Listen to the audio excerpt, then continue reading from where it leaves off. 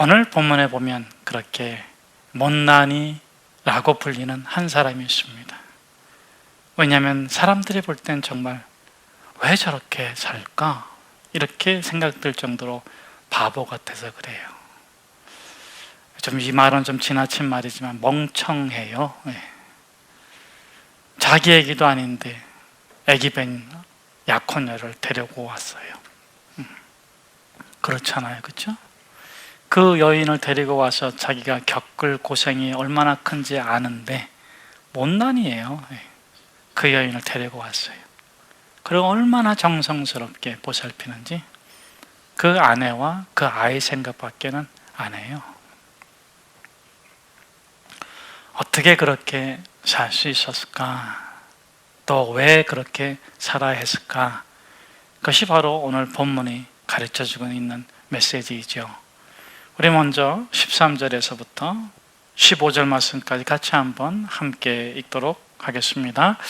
그들이 떠난 후에 주의 사자가 요셉에게 현몽하여 이르되 헤롯이 아기를 찾아 죽이려 하니 일어나 아기와 그의 어머니를 데리고 애굽으로 피하여 내가 내게 이르기까지 거기 있으라 하시니 요셉이 일어나서 밤에 아기와 그의 어머니를 데리고 애굽으로 떠나가 헤롯이 죽기까지 거기 있었으니 이는 주께서 선지자를 통하여 말씀하신 바 애굽으로부터 내 아들을 불렀다함을 이루려 하심이라. 아멘. 여러분, 요셉은 상황이 이렇게 어렵고 힘들어지는데 그 상황을 이길 힘이 없어요. 둘째, 그 상황에 맞춰서 자신을 변화시켜 적응해서 슬기롭고 지혜롭게 살아갈 능력도 없어요. 그런데 이 요셉이 그 모든 상황과 자신의 연약함과 부족함을 이겨내고 하나님의 뜻을 이룬 비결이 있습니다. 그게 뭐냐면 말씀 꼭 붙잡은 거예요. 얼마나 간절하게 자기 앞에 있는 이 어려운 상황을 어떻게 하면 이겨낼 수 있을까?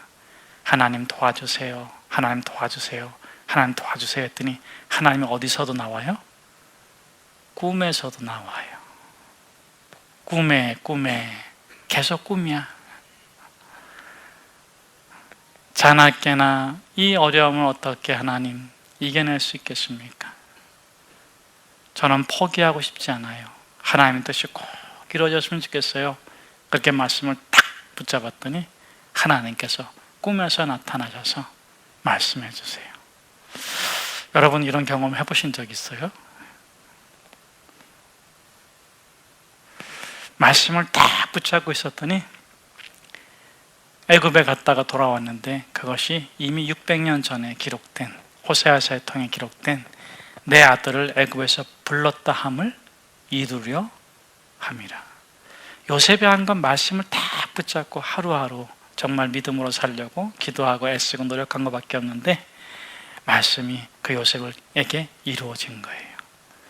여러분, 저는 저와 여러분이 이런 복을 누리면 참 좋겠어요. 성경에 보면 이와 비슷한 예수님의 사건이 한두 가지가 있는데 첫 번째는 그거죠.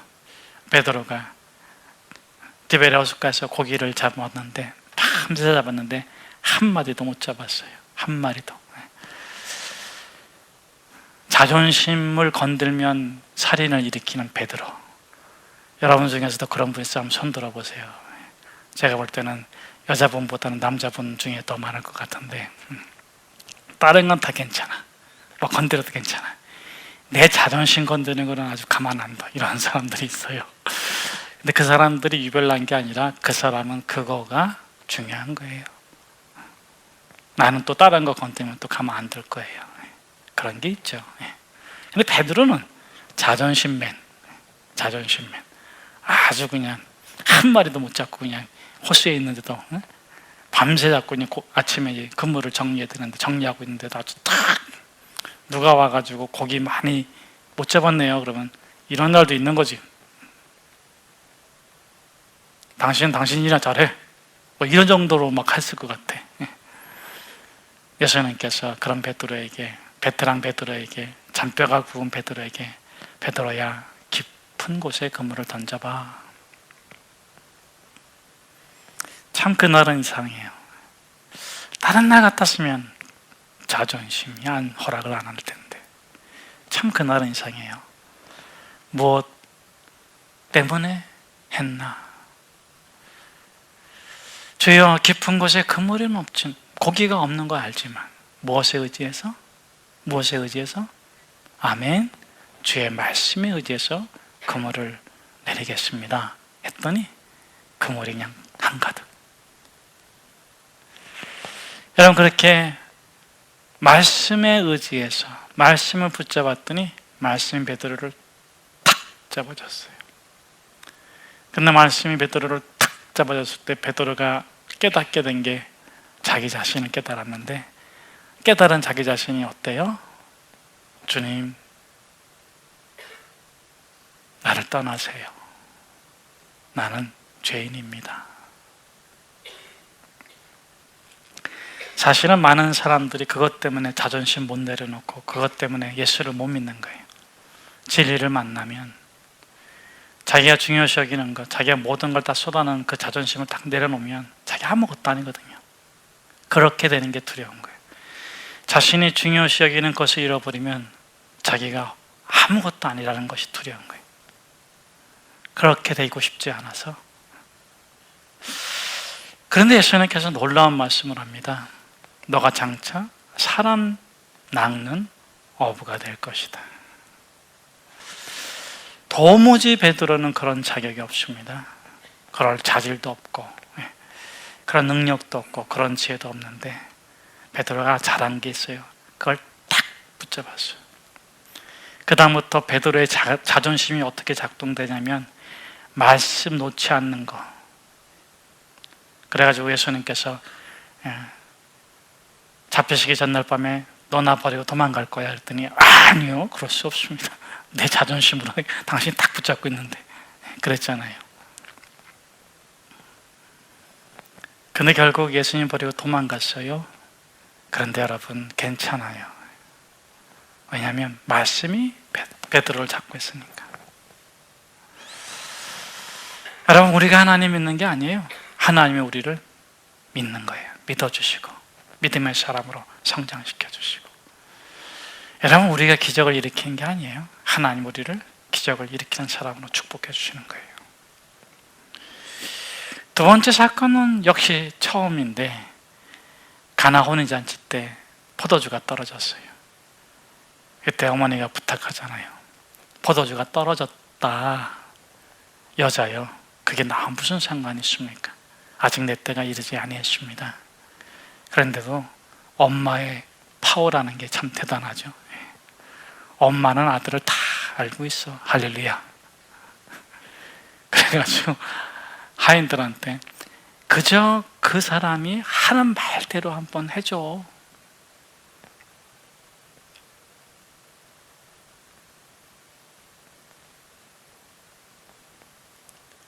그저 예수 그분이 하는 말대로 한번 해줘.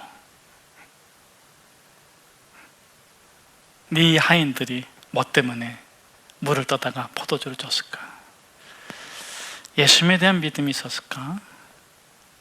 아직 예수님께서 공생의 사역을 시작을 안 하셨기 때문에 그런 게 없었을 거예요.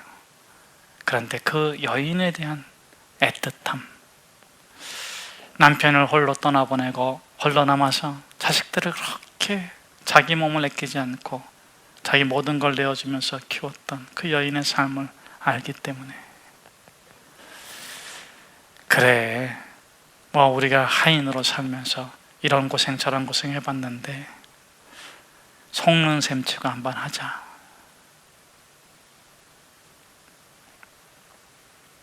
그저 저 여인의 마음이라도 아프지 않게 해주자. 그리고 물을 떠가지고 포도 떠다가 갖다 주는데 그 물이 포도주로 바뀌었어요. 연회장이 불렀다가, 신랑을 불렀다가 이 포도주가 어디서 났냐고, 사람들은 대개 잔치 끝물을 가면 나쁜 포도주 내서 얼른 사람들을 쫓아버리는데 넌 어떻게 이렇게 끝까지 좋은 포도주를 주냐고. 신랑은 알지 못했지만 물떠온 하인들은 알더라. 그냥 속는 셈 치고 그분이 좋은 분이라는 거 알잖아. 그분 말씀대로 한번 해줘. 그랬을 적에 그 물이 포도주로 바뀌는 놀라운 기적이 일어났어요. 여러분, 우리가 말씀을 붙잡고 살아가는 것은 말씀은 선이고 말씀은 진리고 말씀은 절대이고 그 말씀을 붙잡을 때 그 말씀이 우리를 붙잡아 주기 때문에 그렇습니다. 요셉은 병약했어요. 요셉은 참 바보 같았어요. 아니, 멍청이 중에서도 상멍청이었어요. 근데 말씀을 꼭 붙잡고 깨어있을 때나 잠잘 때나 걸어갈 때나 일할 때나 하나님 그 말씀대로 정말 이루어지면 참 좋겠어요 했더니 600년 전에 예언된 말씀이 이루어졌어요.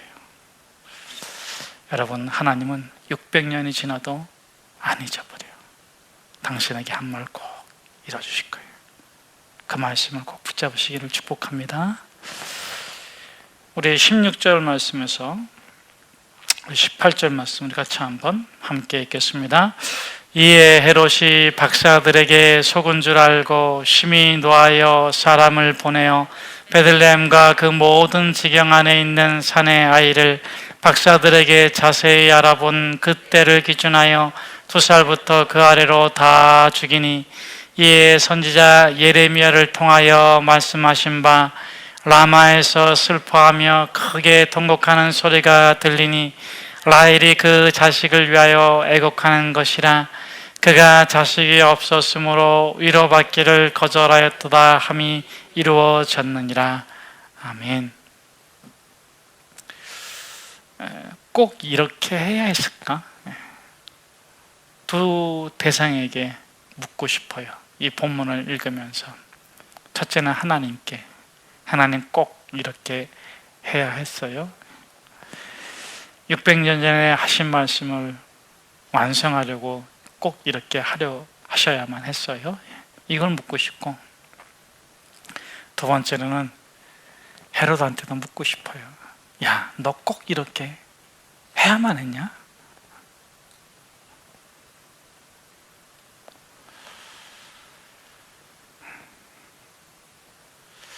내용은, 사건은 그런 것입니다. 박사들이 주의 사자의 지시를 받고 헤롯 왕에게 다시 돌아가 가지고 어디 있는지, 아기 예수가 어디 있는지 알려주지 않고 다른 길로 갔어요. 인도로 간 것으로 우리는 알고 있습니다. 그런데 그렇게 된 사실을 알고 헤롯이 뭐라고 생각하냐면 속았다. 여러분, 누가 속은 거예요? 악한 사람들은 꼭 속았다 그래. 자기의 악을 다른 사람이 항상 뒤집어 씌워. 속았다. 여러분, 갓난아기 잡아가지고 죽이려고 하는 게 잘하는 겁니까? 근데 그렇게 하려고 자기 마음을 속이고 박사들한테 장소를 알려달라고 그러놓고 박사들이 그 숨겨진 사실을 알고 다른 길로 가니까 속았다 그래. 너희가 나를 속였으니까 내가 이런 악을 해도 나는 정당해, 이거죠.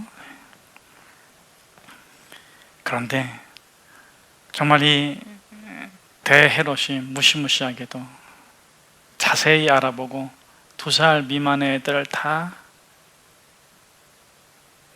없애버렸어. 우리 헤롯한테 물어봅시다. 야, 너 꼭 이렇게 했어야 했냐? 다행스러운 것은 천국에는 헤롯이 없다는 거. 그래서 물어볼 수 없다는 거.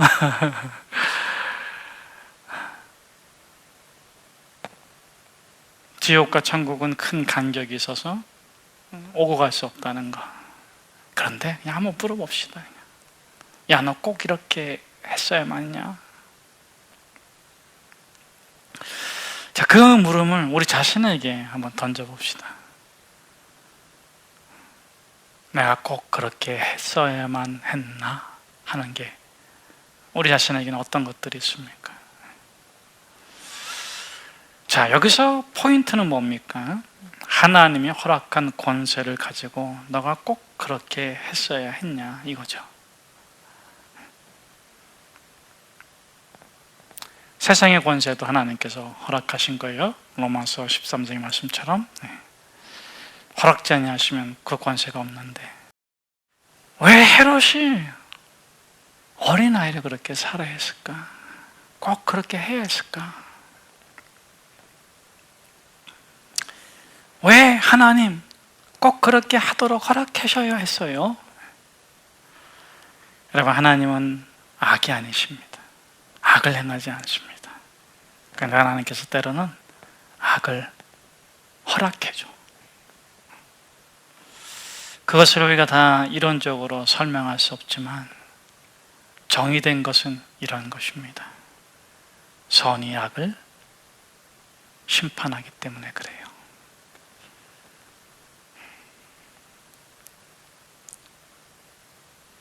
악한 자는 반드시 그 악으로 멸망당할 거기 때문에 그래요.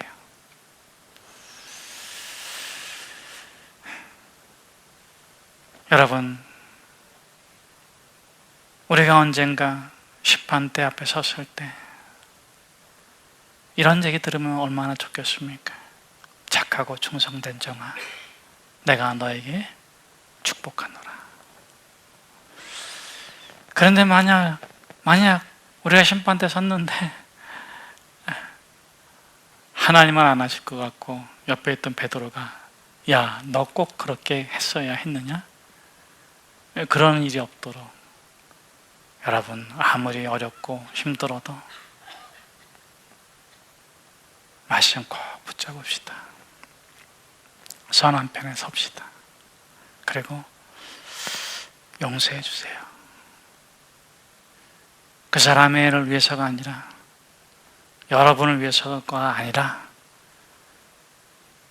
여러분이 말씀 따라 살아가도록, 우리 자신이 말씀을 따라 살아가는 사람이 될 수 있도록 우리를 끊임없이 저주와 비난과 무서움과 공포와 그런 악한 것으로 발목 잡는 이 어둠의 세력들을 이렇게 마음에서 용서해 주세요. 하나님께서는 악한 자를 통해서도 말씀을 이루십니다. 그래서 그분이 악한 세상을 심판하게 합당하신 것입니다. 마지막 날 하나님께서 반드시 악한 자는 지옥으로 보내시고 말씀을 따라 살아가는 사람들은 천국으로 입성시켜 주실 것을 믿습니다.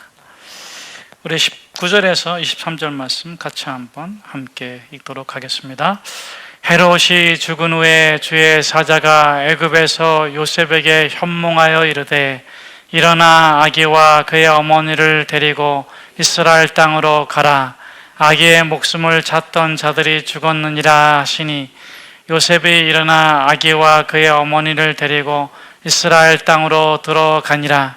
그러나 아켈라오가 그의 아버지 헤롯을 이어 유대의 임금됨을 듣고 거기로 가기를 무서워하더니 꿈에 지시하심을 받아 갈릴리 지방으로 떠나가 나사렛이란 동네에 가서 사니 이는 선지자로 하신 말씀에 나사렛 사람이라 칭하리라 하심을 이루려 함이러라.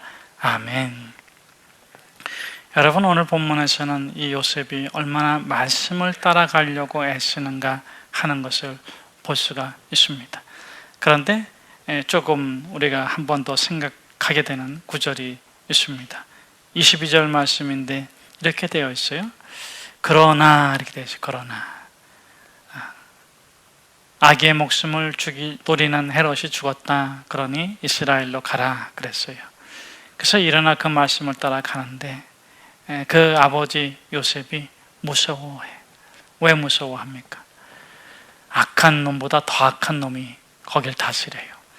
헤롯이 죽은 다음에 이제 세 지역으로 나뉘어서 헤롯 안디바, 아켈라오, 그 다음에 헤롯 빌립이 다스렸는데 이 아켈라오는 자기가 분봉왕, 쪼개진 왕의 한 부분의 왕이 될 적에 자기를 반대했던 3,000명의 유대인을 다 죽여버린 사람이에요.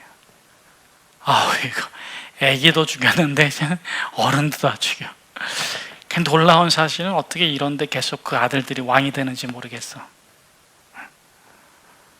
이게 우리가 사는 세상이라니 너무 비참하지 않아요? 아니, 아기를 죽였으면 좀 바뀌어야 되는 거 아니에요? 어른 3,000명을 죽였으면 좀 바뀌어야 되는 게 아니에요. 근데 계속 그 아들들이 왕을 이어가. 와, 정말 징그럽다. 징그러워. 그래서 이 요셉이 무서워해.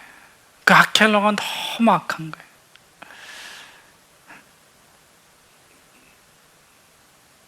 뛰쳐나가고 싶고 버리고 싶고 다른 길로 가고 싶고, 그런데도 그 말씀을 꼭 붙잡고 씨름을 해요. 그러니까 하나님이 다른 말씀을 주셔. 그러면 갈릴리로 가라. 근데 갈릴리라고 해도 별게 다른 게 없어요. 헤롯 안디바가 다스렸는데 이 헤롯 안디바가 나쁜 사람이잖아요. 그렇죠? 막 자기 형제 아내를 데려다가 하고 뭐 세례요한도 죽이고 결국은 예수님도 죽이는 그런 악행을 저질렀는데, 그래도 걔보다는 나은 것 같아. 얘가 중요한 건 뭐냐면 이 갈릴리 지역으로 가라 허락해 주니까 또 그 말씀을 따라갔다. 말씀이 바뀌기 전까지는 자기의 행로를 안 바꿨다. 이것이 요셉의 위대한 점 아니겠습니까? 여러분, 예수님께서 이렇게 말씀하십니다. 험난하고 장벽이 있고 삶이 고난이 있고 아픔이 있고 환난이 있어도 찾고 구하고 두드려라. 그러면 길이 열릴 거다.